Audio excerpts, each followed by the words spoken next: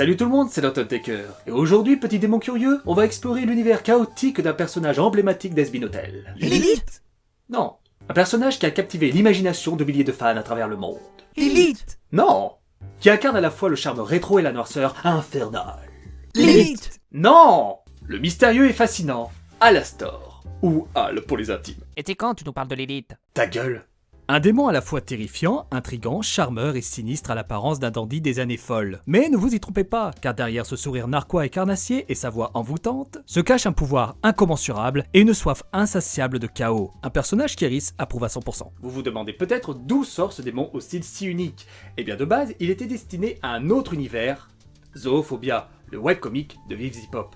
Au lycée en 2008, dans les marges de son cahier de maths, Vivzi croque un démon cannibale métamorphe frénétique, aux yeux hypnotiques, dont la véritable forme était un cerf rouge démoniaque acérie et un appétit pour le macabre. Puis un jour, elle entendit la version radio de You're Never Fully Dressed Without a Smile, et bam! Alastor est né. C'est un peu comme si le chat du Cheshire avait décidé de troquer ses rayures pour un costume élégant et une radio vintage, avec juste ce qu'il faut, 2 jokers pour pimenter la recette. Ouais, Alastor est passé par bien des métamorphoses avant de trouver sa place en enfer. Mais ce qui rend Alastor si fascinant, c'est qu'il est bien plus. Vivzi elle-même a avoué que Alastor et Angel Dust sont parmi ses personnages préférés. Et je vous arrête tout de suite, non, Vivzi ne s'est pas inspiré du docteur Facilier, de la princesse et la grenouille.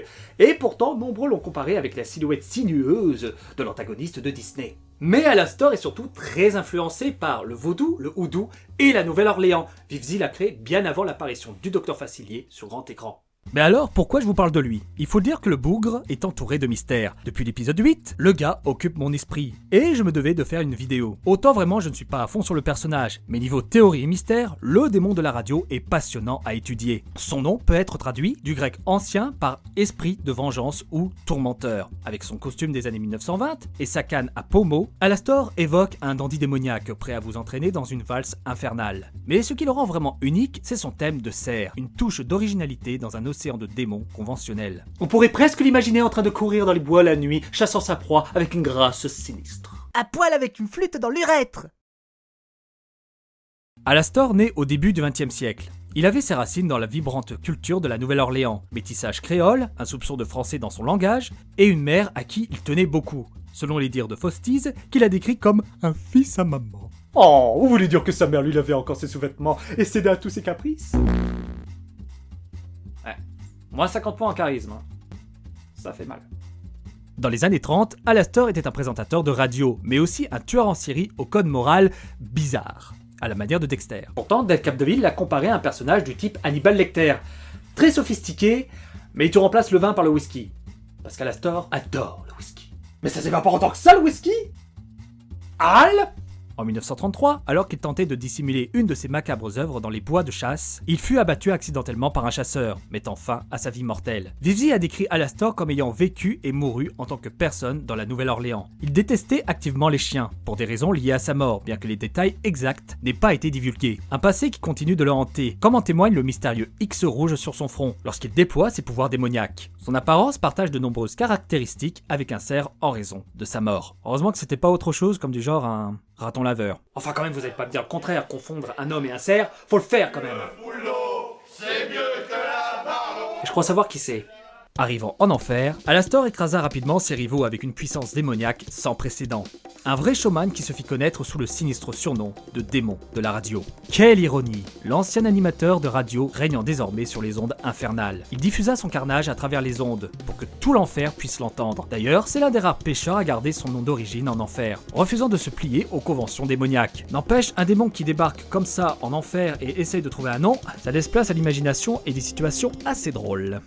Me voici, Zestial. J'ai trouvé un nom parfait pour mon introduction.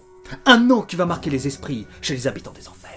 Pourquoi je sens que tu vas nous sortir un de ces pseudos des plus ridicules, mais néanmoins divertissants? Ne me sous-estime pas, vieil Overlord. Sache dorénavant que mon nom est un nom qui tue. Je te trouve très amusant. Quel est donc ton nom, intrépide mais néanmoins pauvre jeune fou? Paul.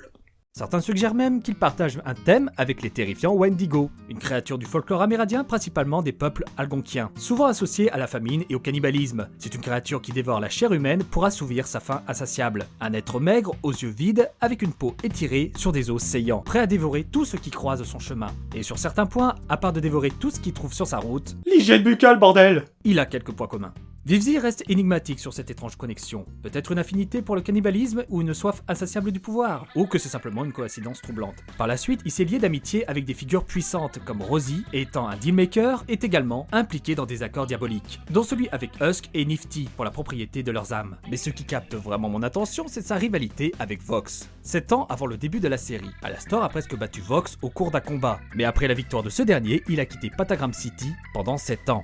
Et bien que son aide apparente à Charlie puisse sembler noble, son véritable objectif semble être de se délecter des échecs des autres démons, dans leur quête de rédemption. Bon, ça c'est pour son histoire, mais comment il est le Hal? Eh bien, le démon de la radio ne laisse pas indifférent ses fans, et en particulier la gente féminine. Sa prestance diabolique, sa voix des plus envoûtantes, ses manières d'une autre époque, et à son sourire narquois. Vu l'état de ses dents. Vous allez me lâcher la grappe, bordel! Il a une passion ardente pour la musique, comme en témoigne ce détail dans la BD A Day in the Afterlife. Sa chanson préférée est Smile de Charlie Chaplin, un choix tout à fait approprié. C'est également un amateur de jazz. Parmi ses chanteurs préférés figure Cab Calloway. Et en parlant de talent musical, c'est un chanteur accompli, et qu'il est un véritable prodige. Piano, violon, trompette, saxophone, il maîtrise tous ces instruments. Et qui sait peut-être possède-t-il même un orgue Furby. Et en parlant de chansons, écoutez sa voix. Fair enough. I'll tell you what. Let's make a deal. And here's the sugar on the cream. He asked me to join his team. Cette voix si distinctive, c'est ce qu'on appelle un accent transatlantique, parfois même appelé mid-atlantique. C'est une combinaison d'un accent américain et de l'anglais britannique, principalement dans les cercles sociaux privilégiés, le théâtre, la radio, le cinéma, dans les années 1930 et 50. Créé dans le but de sonner sophistiqué, élégant et neutre par rapport aux deux cultures linguistiques. Un accent autrefois associé aux grandes stars du cinéma et du théâtre de l'âge d'or d'Hollywood, et même utilisé par la British Broadcasting Corporation dans ses nouvelles radiophoniques du World Service. Par contre, inutile de se perdre en spéculations concernant les relations amoureuses autour d'Alastor. Il est canoniquement asexué et aromantique. Cela veut dire que notre démon de la radio n'a pas d'attirance sexuelle ni romantique avec qui que ce soit. Et oui, notre cher Alastor n'a pas de temps à perdre avec les affaires de cœur, non. Lui il veut se consacrer à quelque chose de plus intéressant, de plus stimulant. Comme semer le chaos. Un extraordinaire chaos. Oh, ça suffit, riche, 2 fois dans ma vidéo. Je voudrais bien lui mettre le chaos, si tu vois ce que je veux dire. Lorsqu'on lui demande si Alastor a déjà eu des relations intimes, Vivzi Pop a été très claire sur ce point, mais elle laisse tout de même place à l'imagination des fans pour s'amuser, tant qu'ils respectent la direction canonique de la série, bien sûr. Alors, ce qui est drôle dans cette phrase, c'est s'amuser et en respectant sa direction canonique. Alastor est l'un des personnages les plus shippés de la série, alors que c'est certainement le personnage le moins shippable.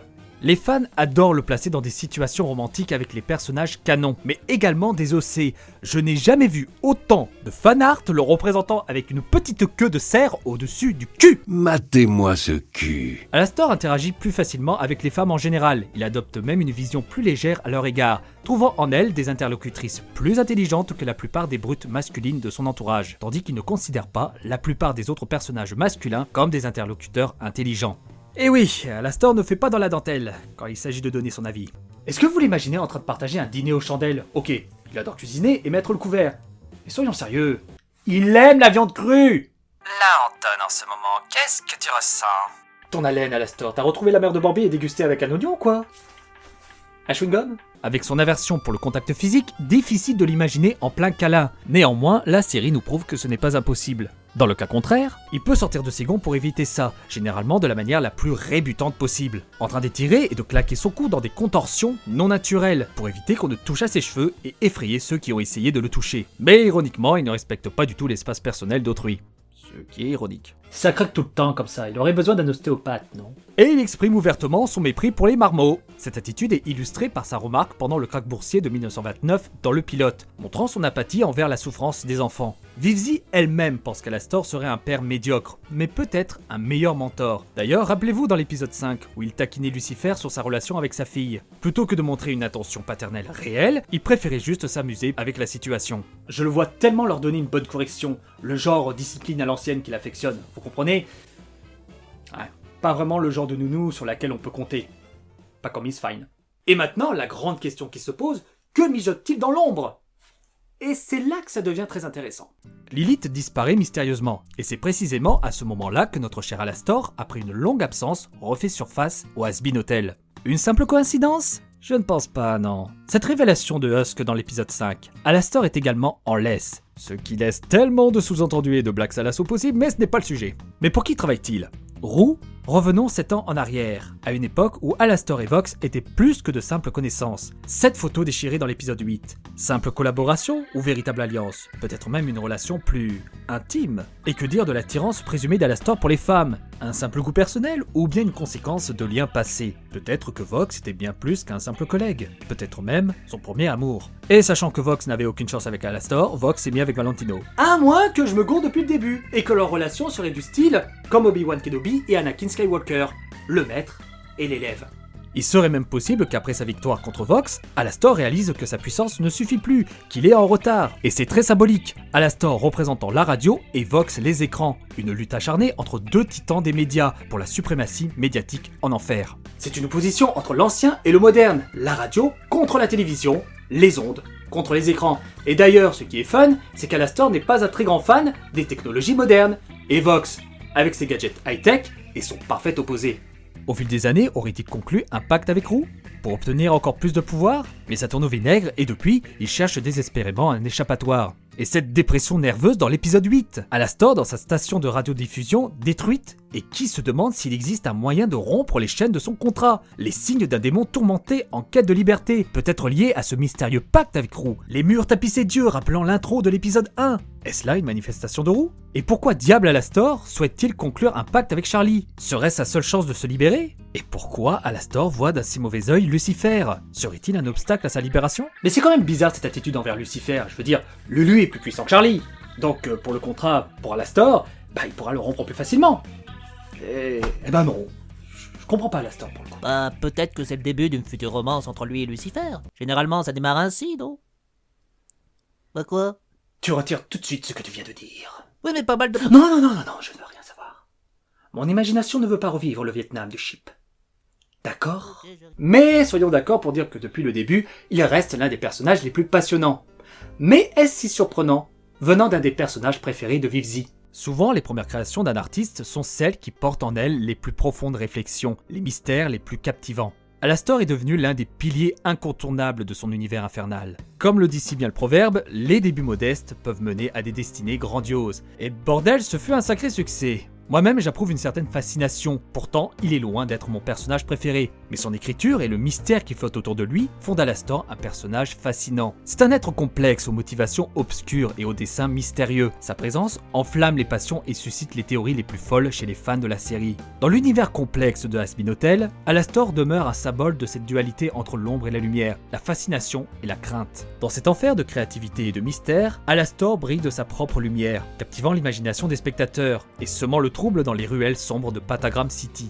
Sous son apparence charismatique et son rire ensorcelant, il cache bien des secrets, et ses véritables dessins pourraient bien ébranler les fondations même de l'Has-Been Hotel. Qui sait ce que nous réserve l'avenir? Quelles révélations nous attendent dans les prochains épisodes? Seul le temps nous le dira. Peut-être est-ce là le destin des premiers pas. Devenir des piliers incontournables dans le monde qu'ils ont contribué à créer. Preuve que même les personnages les plus anciens peuvent révéler des trésors cachés, de profondeur et de mystère. Sur ces mots, je vous laisse méditer sur les mystères qui entourent Alastor. N'hésitez pas à donner vos avis et vos théories dans les commentaires. Quoi? Et sinon, tu vas faire une vidéo sur Lilith? Oui, certainement. C'est vrai? Non. Quel trou du cul.